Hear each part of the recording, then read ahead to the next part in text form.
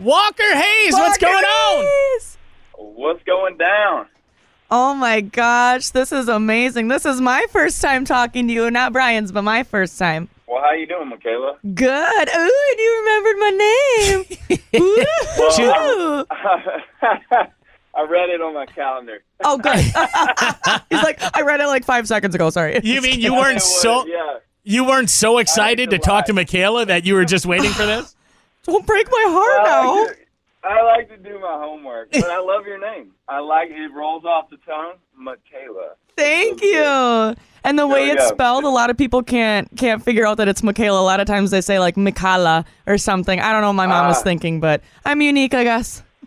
That's amazing. Yeah, I'm very sensitive to the names. One, because I always get called Hunter Hayes, and then really? Walker, and then I also have a sister. Her name is Dewayla, and no one could ever get it right. And you just cringe for someone when they hear their name wrong. You feel sorry for everybody involved. You feel sorry for the person saying it and the person hearing it, and you're just like, man, Bob or something easy like Susie or something would have been great. Right, I know the way mine is spelled. I think I've only met one person in my life that spells it like that, and it's actually the Hawaiian form of Michael. I'm like, thanks, Mom. What the heck? You're Hawaiian Michael. I'm Hawaiian Michael. That is me. Yep. Maybe. Okay.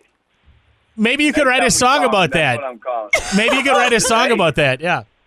Most definitely will be writing. I met Hawaiian Michael. Well, I have a lot. And he wasn't a dude. And he wasn't a dude. He was a she. That's got a hit written all over it. I'm telling you. Oh my gosh. Dude, it's so relevant for today. Exactly. Right. Well, and it fits because I have an entire sleeve. My whole left arm is completely covered in tattoos, and they're all tropical. So maybe it was meant to be, you know. There we go. Hawaiian Michael, and he was a she. That is awesome. I can't wait to hear it. Oh, man. Hey, dude, we are so excited you're coming back to Hodag. It's been like 3 years, and your life has changed a little bit over the last 3 years, huh? Oh, man. Yeah, we still have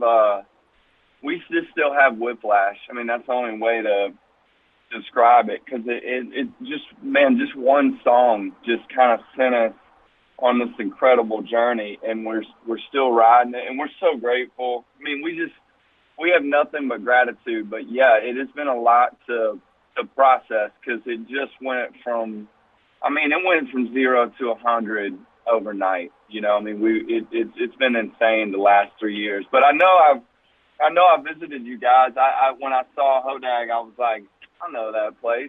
I know that festival. But man, just really grateful for the work that God's provided for me and my family, and we the whole family's coming. I mean, we're a family unit, and that's the best thing, you know, that has changed in the past 3 years, is that I do not travel without the kids, without Lainey, and so that's awesome. It's really awesome that I get to do that. I don't know a lot of dads that get to experience that for a phase in life, so I'm appreciative. Absolutely, that's cool, so cool. And when you were at Hodag last time, of course, everybody came out early. You were out there earlier in the afternoon, wanted to hear Fancy Like, but when you sang Briefcase, it was dead quiet, and there were tears coming down people's eyes, and I've never heard the grounds at Hodag that quiet as when you played that song. Oh man, that's cool. Well, you know, it's funny. I was just, before I called y'all, I was just thinking of my dad, and everybody has a unique relationship with their dad, and that song Briefcase is miraculous. I mean, that's about as good as I'll ever be able to articulate, you know, my personal relationship with my father, and it was a roller coaster throughout my life, and I was glad, you know, we were able to mend some things, you know, before he died, and that was a big sad moment. Gosh, I remember when my dad died, the saddest, what eventually broke, you know, I was trying to kind of keep it together. I got a big family, and we were just kind of doing the business of losing him, and then I remember my mom pulled me aside and said, "Hey, will you go get his briefcase out of the out of the closet?" And man, I mean, that was it. I mean, I could no longer hold it together. But man, thanks for saying it. I mean, I some songs like that, honestly, I can't even really believe that I had anything to do with them, because they get me. I mean, I wish sometimes an audience could be inside my brain if they're interested, like what am I thinking of, when I sing a song. And that one for sure, I'm in another world. I mean, I'm remembering my story just like I hope they are, kind of remembering theirs or thinking of their dad. So that's cool, man. You're giving me goosebumps. Well, thanks a lot. You're tearing me up already, man. Jeez, this is twice you got me now. Well, I mean, and I think it's amazing because looking at your Instagram, looking at your social media, and you can totally see that being a dad is the most important thing to you. I mean, I'm a mom, Bryan's a dad. Like we can tell, like, and just the fact that you bring them along on tour with you, I'm sure they love that. And I'm sure, like, not everything is always ideal. I'm sure it can get kind of hectic at times, but I mean, they're going to remember that for the rest of their life. And I feel like this is you trying to, create those memories with your kids, because I can tell, like, that's the most important thing to you as being a dad. It is. And I'm so glad you said,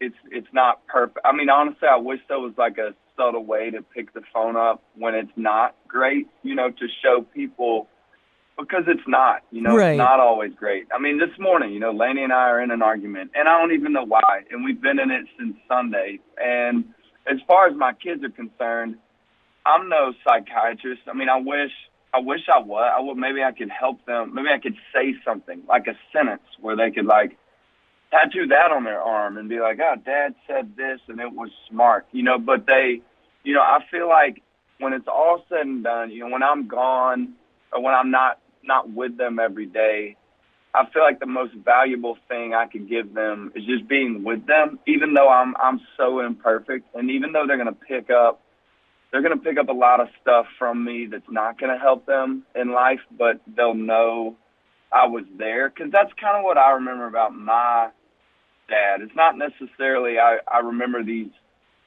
superstar quotes or these lessons. I mean, even though he preached about attitude all the time, I mean, I know that was important to him, but I don't remember word for word what he said. But I do remember sitting next to him, and I remember sitting across a breakfast booth with him, and I remember watching him. I remember watching him treat people a certain way, and that, I don't know, I'm trying to give them all the good stuff and hide all the bad stuff as much as I can. And I just feel like it's a fight. It's not just wake up and decide, let's be magical, splendid dad. It's like a tug of war with the good and the bad version of dad all day, every day. And I'm just doing the best I can. I'm failing a lot. I'm failing so much, but I'm trying to say sorry. So maybe they'll learn to say sorry, to their families one day when they are the villain. I don't know. I haven't really figured it all out, but I'm just trying. All I know is that they definitely are the most important things in my life. And you guys know, as parents, you feel that way, but we don't always act that way. Right. You can't. It's right. impossible. And that's so frustrating, but I'm doing my best. So that encouragement is awesome to hear from you guys. And I encourage y'all back, man. I mean, being a dad, being a mom, it's the most humbling, magnificent job I've ever been assigned to, and I love it. It's amazing. And I don't want to screw it up. Well, since you got an argument with Lainey this Sunday, you should probably talk about how awesome it is being a husband as well. Yeah, thanks for giving me that, man. Look, I'm gonna fight for her. I've lived long enough. We just celebrated 20 years. Wow. And I don't want to do forever with anybody else.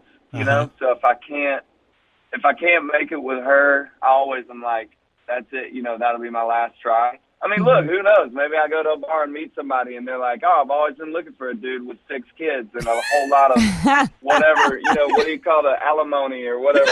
But Oh, that's listen, funny. Lainey is like, nobody knows me like her. Like Right. nobody knows the deep, darkest parts of me, and she's still here. I mean, honestly, I mean, sometimes I look at my wife and I'm like, I think you might actually be my only friend, because when she and I are lonely together, that's so lonely. I'm like, God, who would I call today? Like if I like had a flat tire and I'm too proud to call Lainey, who else would I call? And maybe it's Craig, my buddy Craig, but like, I don't know. I'm so glad I met Lainey young. Right. And sometimes that backfires, like the fact that she knows every single thing about me. I'm like, man, I wish you didn't know that. You can push those buttons so easy. But, man, she's just worth fighting. Her companionship through this life is worth fighting for, because when she and I are not friends, when we are enemies, it sucks. I mean, it's just like, I don't know how to be like, oh, I'm just going to shake that off and just move on. It cuts you deep, I do. Well, yeah, it does. From what we know about your buddy Craig, if you had a flat tire, he'd show up with a brand new minivan for you, wouldn't he? Dude, he would. He'd be like, bro, here's CarMax's number, pick a car. That's amazing. Well, I love what you said about, like, kind of like, yeah, you know a lot of people, but do you have a lot of true friends? Because especially when you're, in the spotlight and you're a public figure, it's like you never know, like, who wants to be friends with you, maybe just for the benefits or just to say, or who actually connects with your soul, or who actually understands you and would be there with you through the tough times and when you're not at your best. And, so that's amazing that you found that in your spouse. That's something to completely hold on to. And I actually just got a divorce in April, so that is something that I am. Sorry. Yeah. No, that's all right. It's something that I'm looking for in a partner. So that's extremely inspiring to me. Thank you for sharing that. Yeah, it's scary. I don't know. We just live in a world where safety together is a rare thing. You rarely are with somebody where you're like, okay, I'll let you injure me. Like, I'll tell you, I'll show you everything. Right. It's hard to let that wall down sometimes. Completely. Yeah. Especially if you've lived enough life and you've gotten burned. Right. By that kind of stuff. And I don't know. We are like AI. We learn. We touch fire and we're like, hey, I'm not touching that. But, we have to learn the hard way sometimes, and it sucks. But it is, and that's something I struggle at with just people in general. It's like I've noticed, like, there's a moat around me, and it's like, no, you guys stay out here, and it's like, no, we need to let people in. Like, we need community. We need to be around people that we're able to fail around and be like, oh, dang, and know that they're not going to just humiliate us and shame, Right. And that's Lainey, unless it affects her and she reacts in an injuring way. But that's humanity, that's life, and we need mercy and forgiveness. But yeah, I mean, I don't know. Vulnerability it's just a rare thing today, It really is. And I feel like we should be more vulnerable because we can always learn, okay, well, that didn't work. So we kind of learn from those experiences instead of not experiencing anything at all. Like, sometimes you got to take risks that way. And you always got to remember how you act is a reflection of your character, not theirs. So.